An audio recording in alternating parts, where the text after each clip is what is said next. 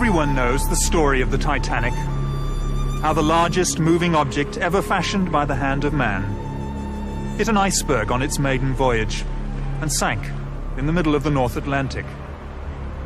1,500 lives were lost.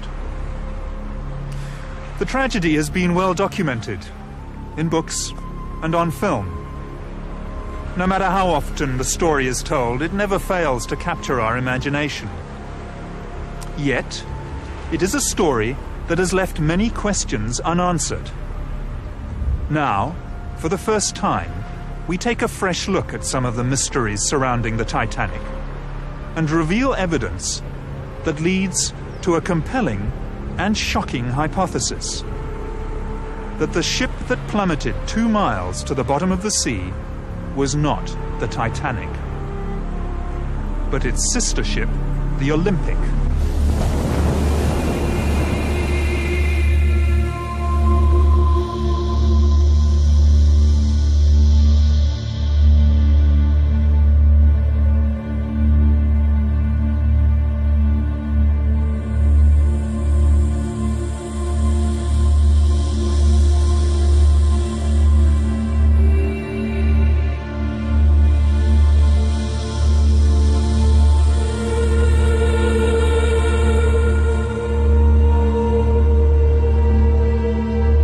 The Titanic and the Olympic were built for the White Star Line by Belfast shipbuilders Harland and Wolff, whose chairman was Lord Pirrie. Harland and Wolff built ships almost exclusively for the White Star Line, which was acquired in 1903 by American financier J. Pierpont Morgan's International Mercantile Marine. This was part of a drive to create a monopoly on the lucrative North Atlantic passenger trade. Chairman of the White Star Line was J. Bruce Ismay. It was in fact Lord Pirrie who was responsible for bringing together Morgan's money and British engineering excellence. Over dinner at Pirrie's London residence in 1907, Lord Pirrie and White Star Line's Bruce Ismay conceived the idea of building 3 luxurious superliners. First the Olympic, then the Titanic, and finally the Britannic. The first of the new ships, Olympic and Titanic, were to be virtually identical. This represented the White Star Line's survival strategy in the highly competitive North Atlantic passenger market, while also ensuring a bright future for the Harland and Wolff shipyard. As well as holding a large financial stake in Harland and Wolff, Lord Pirrie was a shareholder in the White Star Line and the International Mercantile Marine. Almost all passenger liners on the North Atlantic route in the early part of the 20th century were immigrant ships. In poor condition, many were known as coffin ships, and their owners blatantly overloaded and overinsured their vessels. In fact, it was an industry noted at the time for fraud. On the 14th of June 1911, the Olympic made her maiden voyage, under the command of Captain Edward J. Smith, Commodore of the White Star Line. Then just a week later, still under the command of Edward Smith, the Olympic was involved in a stern collision with the tug O.L. Hallenbeck in New York, an accident that nearly caused the tug to sink. Barely 3 months later, on the 20th of September 1911, the Olympic, still under the command of Captain Smith, was involved in yet another collision, this time with the British warship HMS Hawke in the Brambles Channel in Southampton Water. It was a serious collision, which was to seal the fate of the Olympic. Pulled in by the suction from the Olympic's great propellers, the Hawke is irresistibly drawn towards the larger vessel, and the two ships collide. The Hawke's underwater ram and bows strike and penetrate the starboard side of the Olympic, causing a triangular hole several meters high, and an even larger hole below the waterline. Any accident involving a Royal Naval ship was investigated by the Admiralty, who, not surprisingly in this case, found that the Olympic was at fault, even though the evidence, including eyewitness accounts, suggested otherwise. As a consequence of this ruling, the White Star's insurers declined to pay out on the claim. The damage done to the Olympic was severe. Besides being holed both above and below the waterline, she sustained numerous other injuries, including steel frames buckled, thousands of rivets popped, steel plating dislodged over 4 decks, and distortion to the starboard propeller and crankshaft. To make matters worse, the keel was bent, giving the ship a pronounced list to port. Interestingly enough, when 6 months later the ship which came to be known as the Titanic made her maiden voyage out of Southampton, second-class passenger Lawrence Beasley, a science teacher, noted that the ship seemed to have a slight but permanent list to port on the first part of the voyage, a fact noted by several other surviving passengers. The great hull was patched up in Southampton by riveting steel plates below the waterline and reinforcing with wooden beams above. This work took over 2 weeks, suggesting just how serious the damage was. In October 1911, with these temporary repair works in place, the Olympic then limped back to the Harland and Wolff shipyard in Belfast for more permanent repairs to be done. In fact, some of those temporary repairs failed during the voyage to Belfast. By the way, remember that although this is a model of the Olympic, the 2 ships were virtually identical. It's this fact which made a conspiracy feasible, a conspiracy of monumental proportions. The starboard propeller is going to have to be replaced, and the crankshaft is damaged. There's a crack between the arm and the shaft. But worse, the keel is bent. That's going to give her a permanent list to port, and there's no way we can correct that.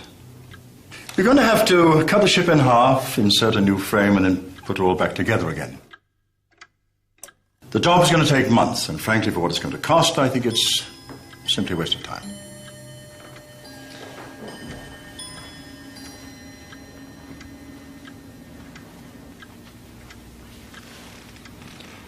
Can you not just patch her up until Titanic is ready? Well, we could put in a bulkhead to strengthen her. But to be honest, sir, she will never pass another Board of Trade inspection. In Belfast, the Titanic was nearing completion, but all work on her stopped so that every effort could be put into the repair of the Olympic. This work took 7 weeks instead of the 2 weeks originally planned, and involved replacing steel plates along fully 1/3 of the starboard side of the ship. Another indication that the damage was far worse than was originally thought. Now look at this. This is a film of the Olympic backing out of the dock in New York. You can see where she's been patched up on her starboard side. It's a huge area. And that's just the damage above the waterline. In order to get the Olympic back to sea and earning a profit as soon as possible, the starboard propeller, stamped with the Titanic's number 401 and not yet fitted to the Titanic, was fitted to the Olympic. This is a fact of some considerable significance, as we shall find out later. The Olympic's troubles, however, were only just beginning. After leaving New York Harbor on the 24th of February 1912, she ran over a sunken wreck off the Grand Banks and threw a propeller blade again on this starboard side. The loss of the propeller blade shock-loaded the engine and drive shaft and placed enormous stresses on the already weakened liner. She limped back to Southampton on only one engine, arriving there on the 28th of February.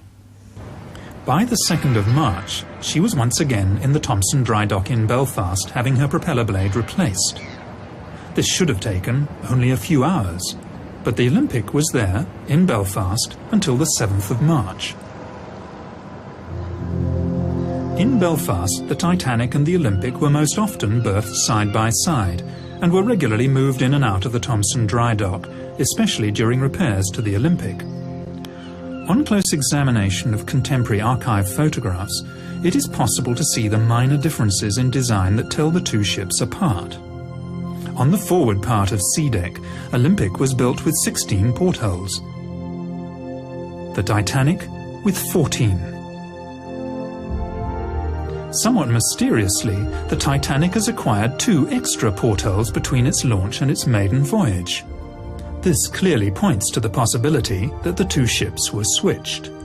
At the time of Titanic's launch, the windows on B deck are clearly discernible as being evenly spaced.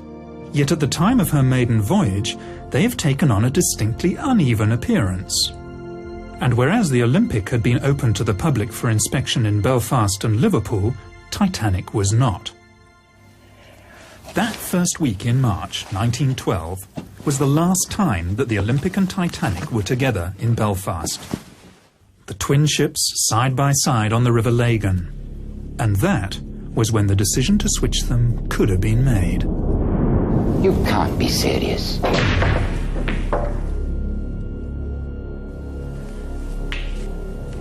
Olympic and Titanic are exactly the same. No one will know we've switched them when they get back to work on Monday morning. We'll just swap the names. Everything else is standard White Star issue.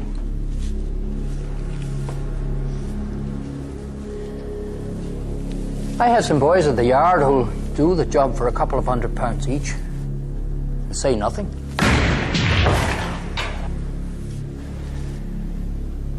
We'll never get away with it. If word of this gets out... It's either that, Ismay, or we both go down. White Star Line and this yard. There's got to be another way. There isn't. We have no choice. Right. That's it then.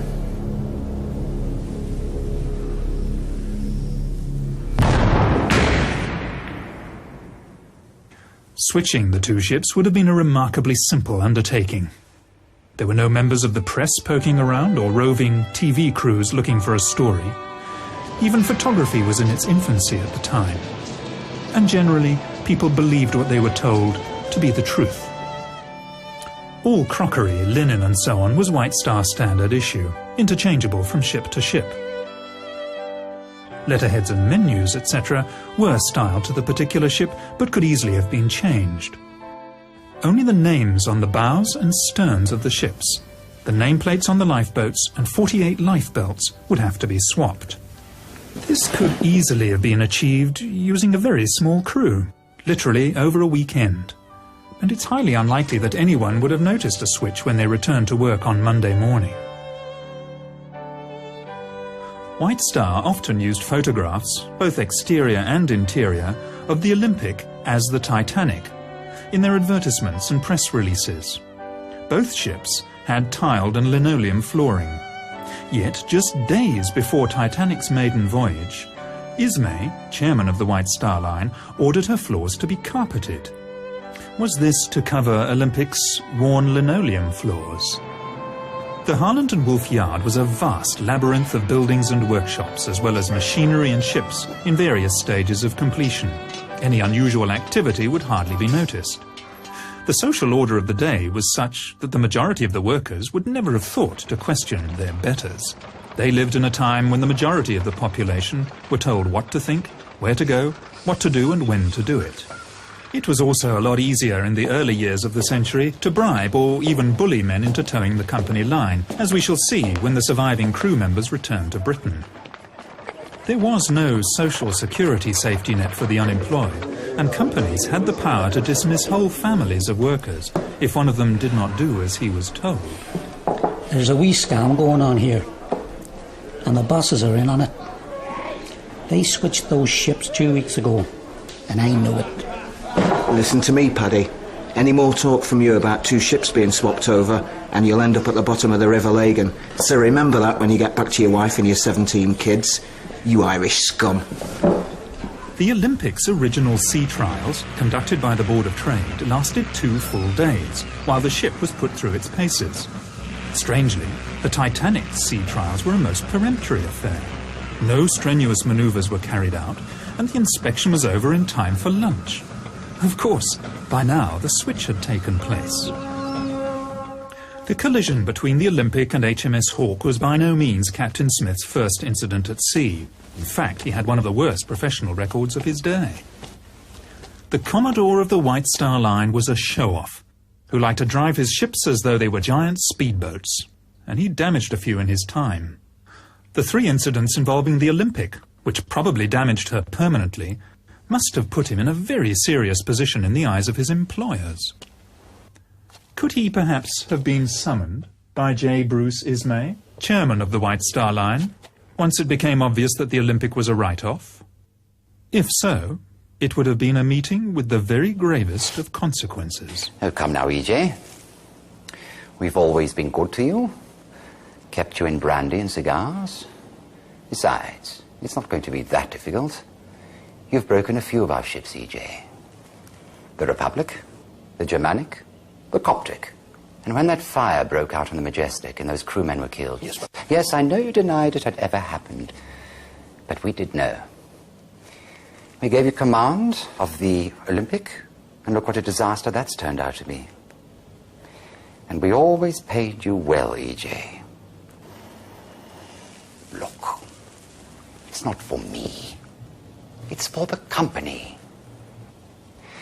We are in a desperate situation financially, especially after what happened to the Olympic. So, I'm sorry to have to put it to you like this, but you do owe us. We've arranged for a small steamer from the Leyland line to be in a position to take the passengers off.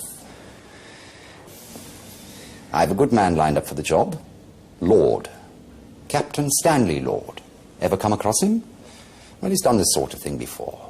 Well, he did the job so well, he received a commendation for it. So, there it is. He'll be there to lend a hand. And I'll be there, of course. Along for the ride. All right, then I want to choose my own officers. Yes. Of course, E.J. Men you can trust, eh? At the time of Titanic's maiden voyage, Britain was in the grip of a coal strike. Fuel was in short supply, and ships and men were laid up in Southampton. And yet, White Star Line had difficulty finding firemen and greasers to work below decks on the Titanic. After steaming from Belfast to Southampton, all but 2 of the firemen aboard the ill-fated liner refused to sign up again in Southampton for the voyage across the Atlantic, preferring to wait for employment on another ship. All these men, in the middle of a coal strike, with so many thousands laid off, what did they know? Shortly before Titanic sailed, Chief Officer Wilde, who was to lose his life 3 nights later, wrote a letter to his sister, in which he said, "I still don't like this ship." Strange thing for a man to say, who had just set foot on board the day before. Unless, of course, he realized he was actually on his old ship Olympic.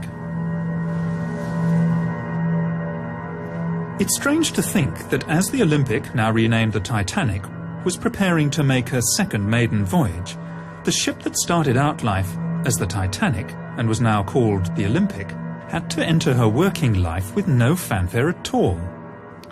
The Olympic's original maiden voyage was fully subscribed, whereas her second, this time as the Titanic, was only about half full, and that in the middle of a coal strike when passengers were queuing up to get to America. First-class passengers on other White Star ships were only offered second-class berths on Titanic, even though we know that first-class cabins were available. It's almost as though White Star Line didn't want that many people on board. By the way, when I refer to the Titanic from this time on, I want you to remember that I'm actually talking about the ship that started out its life as the Olympic, but which we believe by this stage had been switched and taken on the identity of the Titanic. The coal strike is important for another, possibly more sinister reason. Most other ships were desperate for coal, and passengers and cargo destined for the New World were stuck in Europe.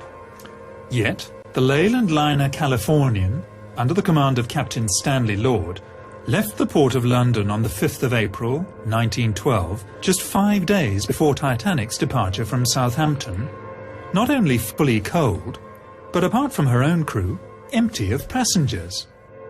With more than enough coal to get her to the United States, she headed off into the middle of the Atlantic at full speed, empty. Apart from a cargo of woolen sweaters.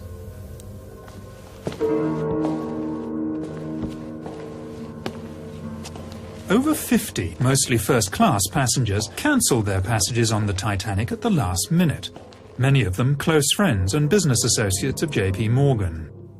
Morgan himself cancelled his passage at the 11th hour, despite having the best suite on the ship, claiming illness. 2 days after the sinking, an American reporter found him in perfect health at the French resort of Aix-les-Bains, with his mistress.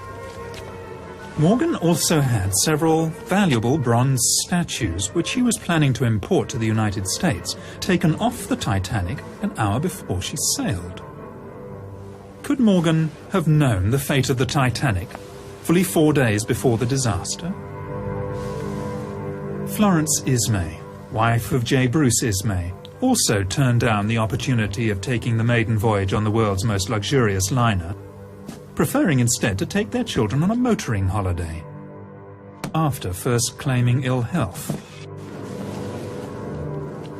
Now there is one thing that sailors fear above all else, and that is fire at sea. And yet when Titanic cast off from Southampton, there was a fire smouldering in number 10 coal bunker. Instead of putting out the fire, the bunker was actually topped up with 400 tons of coal. Captain Smith knew it, the ship's officers and chief engineer knew it, as did those who worked half-heartedly to put it out. The fire that had been smouldering in coal bunker number 10 had been smouldering for a week, and yet it was kept from the Board of Trade Inspector Maurice Harvey Clark, who at the British inquiry denied all knowledge of it. Could the fire in coal bunker number 10 have been Plan B? If all else fails, tell the passengers there's a fire, vent the smoke through the ship, and get them off that way. Captain Stanley Lord and the Californian had left the port of London in a great hurry, ostensibly bound for Boston. Then, on the evening of the 14th of April, the ship came to a dead stop in the middle of the ice field.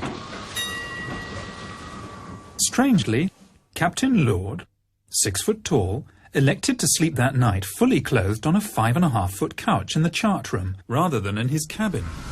He also ordered her boilers to be kept fired up and her engines on standby.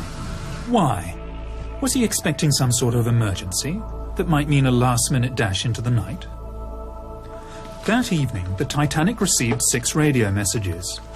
The first 3 were from other ships, giving the location of icebergs. The other 3 were from the Californian, more concerned with giving her own position, stopped for the night. Those 3 were personally addressed to Captain Smith. It's almost as if Captain Lord was letting Smith know that the Californian was ready and waiting.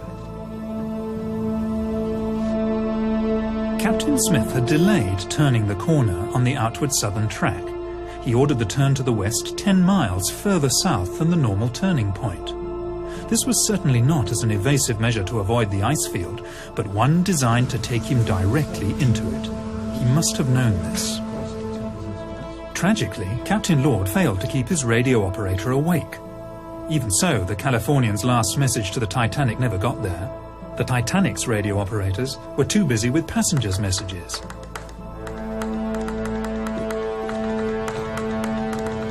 It was standard practice of the day for captains to run their ships at full speed through the ice field.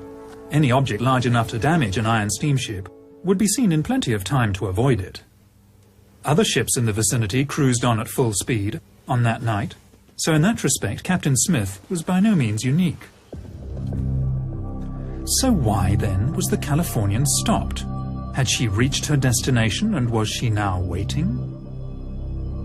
Sometime before 11 p.m, lookouts Fred Fleet and Reginald Lee came on watch and climbed to the crow's nest.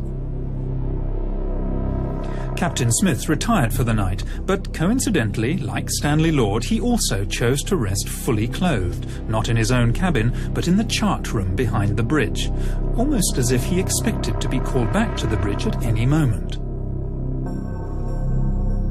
It was very cold outside, and few, if any, passengers would have been on deck. First Officer Murdoch was standing on the open part of the starboard side of the bridge when he saw the iceberg about 800 yards ahead. He ordered the ship turned to port, and inexplicably, engines full astern. By reversing the engines, Murdoch was actually increasing the risk of collision, something he must have known. Maybe Murdoch, hand-picked by Captain Smith, was deciding to give the iceberg a nudge anyway. Given that the turning circle of the Titanic was 1,280 yards and the stopping distance 850 yards, Titanic should have been able to avoid the iceberg with the greatest of ease, even allowing for a slight delay while orders were given and the wheel turned the ship to port. So why didn't it? Second Officer Lightoller told the inquiry that before going off duty for the night, he would have been easily able to see an iceberg from 1.5 miles, more probably 2 miles away. He also said that the iceberg would have been just as visible from the bridge as from the crow's nest. Plenty of time to turn and avoid it then. In an emergency such as this, it was never a good idea to turn your broadside to danger. Even if Titanic had rammed the iceberg head-on, it would have stayed afloat. Although up to 250 crewmen would have been killed while they slept in their bunks in the bow. Apart from those on the bridge, and of course those in the forward boiler rooms, the glancing blow with the iceberg would have passed virtually unnoticed. The vibration felt by some of the passengers was almost certainly that caused by the reversing of the engines, and by the time anyone noticed what had happened, the iceberg had slipped away into the night.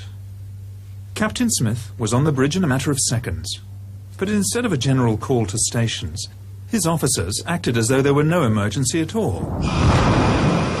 Second Officer Lightoller, awakened by the sound of steam letting off, claims to have stayed in his cabin until another officer came to get him.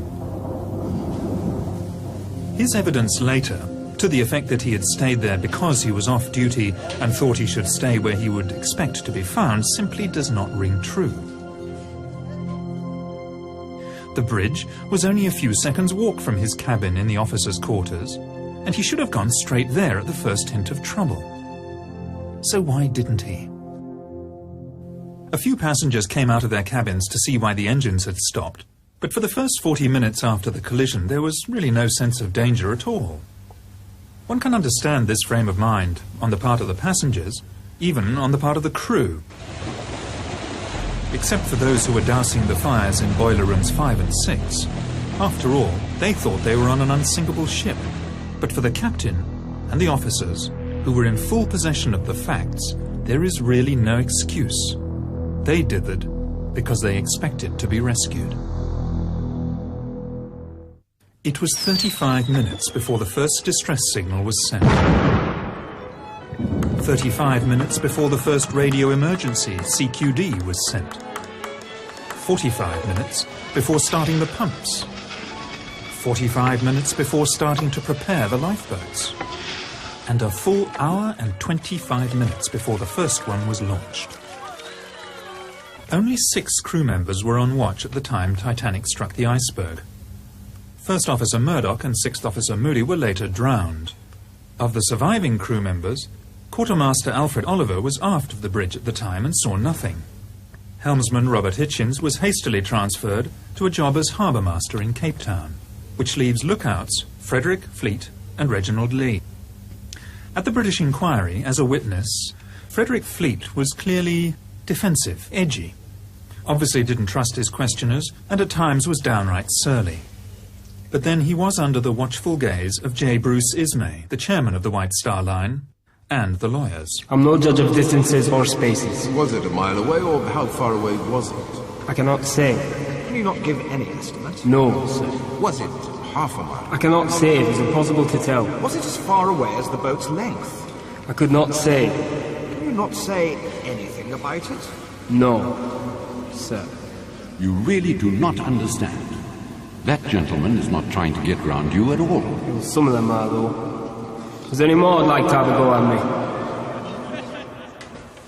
When Titanic came to a rest, Captain Smith asked the fourth officer, Joseph Groves Boxall, to work out a position. It is clear from the records that Titanic's navigator worked out a position that was 12 miles away from where they actually were. This was to prove a fatal mistake.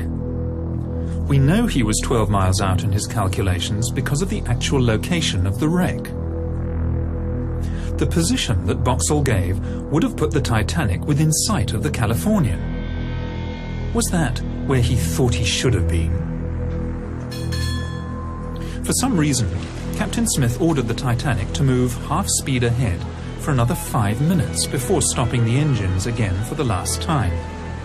Maybe he was heading towards the ship whose lights could just be made out on the horizon, expecting it to be the Californian. Several survivors mentioned the sighting of a ship about 5 or 6 miles from the Titanic.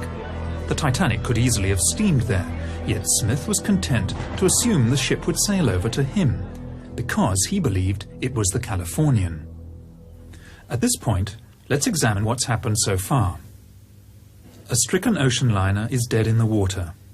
A rescue ship, the Californian, is standing by. Messages have been sent to Captain Smith from the Californian, stating exactly where she is waiting. Captain Smith can see a stationary ship on the horizon, and having received inaccurate information from 4th Officer Boxall as to his position, he assumes it's the Californian and everything's going according to plan. At about midnight, the Titanic started sending up her distress rockets, red, white and blue. Rockets could also be seen from the bridge of the Californian, and this was duly reported to Captain Lord. Captain Lord asked what colour the rockets were. In fact, over the next 2 hours, Lord repeatedly asked his officers about the colour of the rockets. Was he expecting to see red or blue signals? Very likely. But whether he was or not, the answer from the bridge was always the same. Only white rockets could be seen. He therefore, rightly, assumed that the rockets were not coming from the Titanic. Survivors reported that the rockets launched from the bridge of the Titanic soared up several hundred feet into the night sky, bursting with an ear-splitting report. The rockets from the ship that was visible from the Californian only went as high as the top of her mast, and even at 4 to 5 miles distant, the officers would have quite reasonably expected to hear a report. But they heard nothing. It seems most likely that the ship seen from the Californian was a wooden sailing bark called the Samson, conducting illegal seal fishing activities on the ice floes at the time. The white rockets she was firing, to mast height only, were intended to recall her small rowing boats.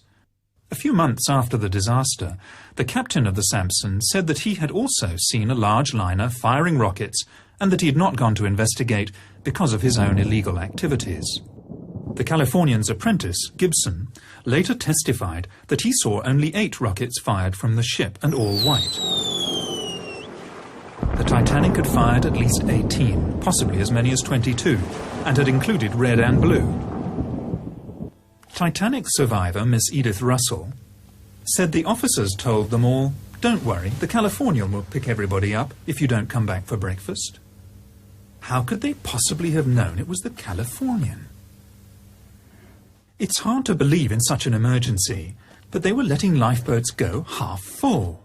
They knew the ship was sinking, nobody could be that stupid. But they expected the ship on the horizon to come steaming over. But it was the wrong ship. The Californian was 19 miles away, where Captain Stanley Lord waited for coloured rockets. At around 1 a.m., it must finally have dawned on Captain Smith that the rescue upon which the survival of so many depended was not going to materialize. Now boats are being let go full, and passengers are beginning to panic. As the senior surviving officer, much credence and publicity was given to the evidence of Second Officer Lightholler. I did not leave the Titanic, sir. The Titanic left me. He was evasive in response to pertinent questions at the American and British inquiries, out to protect first and foremost his own reputation and then that of the White Star Line. At the British inquiry, he claimed, "The Titanic began her turn to port before the lookout drank down from the crow's nest." How would he have known this? He said he was in his cabin at the time. Lightholler also said at the American inquiry, "There was no mist 10 minutes before the ship struck the berg," flatly contradicting the evidence of the 2 lookouts. And how would he have known this if he was in his cabin? He also lied about the number of ice warnings received on the bridge, as if to suggest that the iceberg came as a surprise. "I do not remember any ice warnings being posted on the bridge." Lightholler, along with second radio operator Harold Bride and ship's baker Charles Joffin, all claimed that after getting off the Titanic, they stayed in the water for up to an hour. I was in the water for between half an hour and an hour before I climbed aboard the upturned collapsible. 20 of us spent most of the rest of that night balancing on the upturned boat, while I gave the orders. Lean left and lean right. This is quite clearly not possible. We know that the sea temperature that night was between 2 and 3 degrees below freezing. Average life expectancy at that temperature between 3 and 4 minutes. This testimony would simply not stand up today. It is quite clearly fabrication. Just before 5:30 on that fateful morning, Captain Stanley Lord woke his radio operator, only to discover that the Titanic had already sunk. He set off at full steam for the wreck site, but of course he was too late. The Carpathia had already arrived and was picking up survivors. Notable amongst these was J. Bruce Ismay, who had slipped into a lifeboat at the last minute. For this he was to pay the price in public shame for the rest of his life. As the Carpathia steamed towards New York, Ismay was supposedly taken to the doctor's cabin and put under sedation. Even so, he managed to find time to send 3 separate telegrams to the White Star's New York office, urging them to hold the Cedric in New York Harbor so that the Titanic's surviving crew members could be taken straight back to Southampton. Hastily organized, the American inquiry failed to ask the right questions. Titanic surviving officers stonewalled, as did Ismay himself. Several experienced sea captains were called to give evidence regarding the wisdom of steaming at full speed through an ice field. But they all said the same thing. Maintaining full speed in the vicinity of ice was perfectly normal, and on the night in question, the icebergs could be seen at between 5 and 6 miles distant. It never occurred to anyone to ask the simple question, in that case, why did the Titanic hit an iceberg? When the surviving crew got back to England, they naturally expected to go straight home to their loved ones. Instead, they were all herded into a railway shed and held for nearly 24 hours before being made to sign pieces of paper. A lot of them were under the impression that they were signing the Official Secrets Act. Was someone trying to suppress something here, some vital piece of information? Remember what it is you've put your names to. If there's any talk of the ship being swapped in Belfast, or any stories of insurance fraud going on, then there will be 20 years of His Majesty's pleasure awaiting you and no job to come out to when it's over. So, think on this when you see your wives and sweethearts.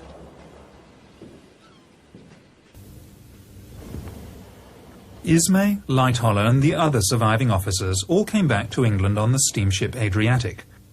There can be little doubt as to the main subject of conversation on their voyage. They were all to be star witnesses in the forthcoming British inquiry.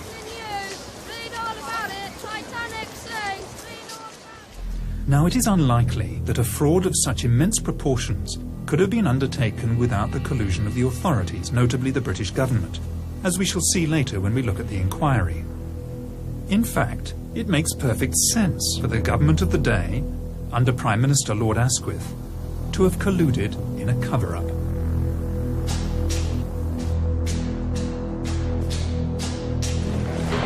You'll never believe what they've just done.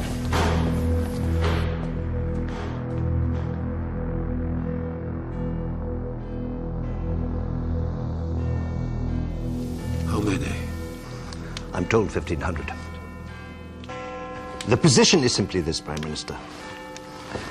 The White Star Line is on the verge of bankruptcy. Now, if White Star were forced to go into liquidation, the Harland and Wolff Yard in Belfast would also be placed in a very precarious position, perhaps even forced to close down.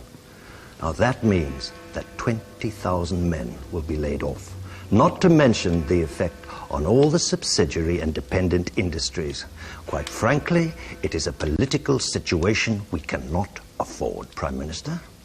Alienate the Irish, and we will most certainly lose seats in Belfast. The Fenians, the Republicans, will seize the opportunity. And with our majority gone, we will undoubtedly lose the next election, Prime Minister. There is the chance of a blunder here of unprecedented proportions. We are going to have to go along with this, Prime Minister. I will not see a stain put upon the British government, not for the White Star Line, Not for Holland and Wolff, not for the Irish, and certainly not for the interests of J.P. Morgan. I would also remind you, Prime Minister, that as part of the arrangement for an American company to acquire the White Star Line, J.P. Morgan agreed that this government could requisition his ships as Royal Naval Reserves should the need arise. I would also remind you, Prime Minister, that the situation in Europe is becoming ever more doubtful. If the White Star Line were to go into liquidation, the major creditor would be J.P. Morgan himself. Now, as both owner and banker, he would certainly exercise his rights to seize his assets. And we would lose all those ships, Prime Minister. It's a sad day for England, when the policies of a British government are dictated by greedy and ruthless businessmen. And if it ever became public... Doubtless you have someone in mind to run the show? Yes. I thought we could bring Mersey out of retirement. He's reliable, he knows how the system works, he's discreet, and he will do what needs to be done. My son is called to the bar. I would be more comfortable if he were there to keep an eye on things. Of course, Prime Minister, we'll find employment for him in the Attorney General's office. Very well, then. But neither I nor the administration know anything about it.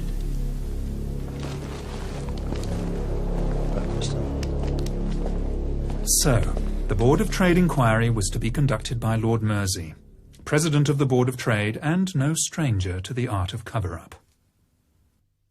Since the enormous loss of life was in part due to outdated Board of Trade regulations regarding the number of lifeboats to be carried by ships and the safety of ships at sea generally, it was hardly likely that the inquiry was going to be too concerned with uncovering the truth, the Board of Trade being both plaintiff and defendant in the case. The hearings were held at the Scottish Drill Hall in London, where the acoustics were so bad that spectators in the public galleries found it difficult to hear everything that was said.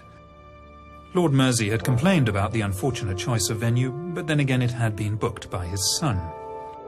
Harold Sanderson, representing Harland and Wolff, repeatedly made the mistake of referring to the Titanic as the Olympic. As for Lord Mersey himself, he simply didn't ask or allow to be asked the right questions. The press, who were there throughout the hearings and could have done something about it, were more interested in the scandal surrounding the lucky escape of J. Bruce Ismay. Other expert naval officers told Lord Mersey that even on a moonless night there'd be no difficulty spotting an iceberg from as far away as 6 or even 10 miles. Remember, the full turning circle of the Titanic at top speed was only 3/4 of a mile. The whole British inquiry was a whitewash. Captain Smith would not be blamed because he was no longer alive and could not defend himself. The lookouts were not to blame. The design and construction of the Titanic was not to blame. Neither were her officers or her owners. In fact, no one was to blame. Except Captain Lord. Captain Lord stood alone. If Lord Mersey heard anything at the inquiry that he didn't like, he simply ignored it. She looked like a small tramp steamer about 5 miles away. They were firing rockets just after midnight. Altogether, she fired 8 rockets, and all white, and rose no further than the masthead. I think we are all of the opinion that the distress signals which were seen from the deck of the Californian were, in fact, the distress signals from the Titanic. I went down below to Captain Lord, who was sleeping in the chart room. He asked me again if I was sure there was no color in the rockets. So I said, no, they were all white. I think the onus of proof in this matter is upon the Californian. That it will be for the Californian to satisfy us that they were not the signals of the Titanic. Whenever a Titanic survivor referred to the mystery ship that they'd seen on the horizon, as often as not, Lord Mersey would interject with, "You mean the Californian?" There was barely an attempt at cross-examination, and, as happened so often, Captain Lord declined to defend himself.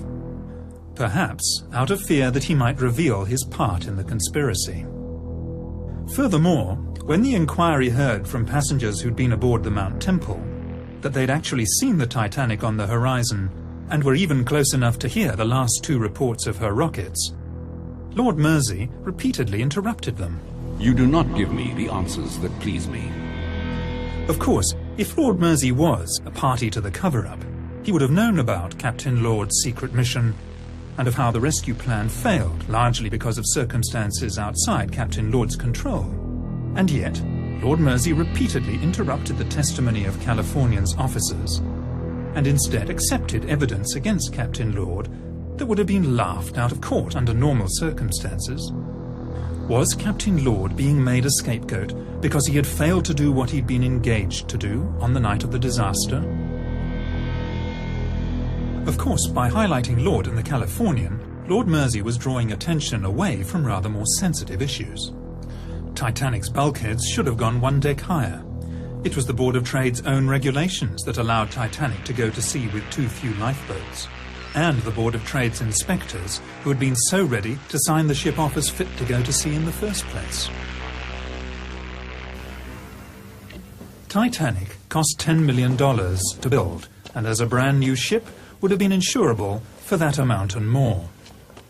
The Olympic, on the other hand, damaged beyond economic repair, would only have been insurable for a much smaller amount. A motive for switching the ships is clear. Normally, White Star Line, when they insured their ships, took on part of the risk themselves, and it was at first thought that Lloyd's of London would only be liable for $7.5 million. Not so. For just 1 week before the maiden voyage of the Titanic, which we now know was in fact the Olympic, White Star Line upped their insurance on the vessel dramatically. And, incredibly, just 5 days after the sinking, Lloyd's paid out $12.5 million.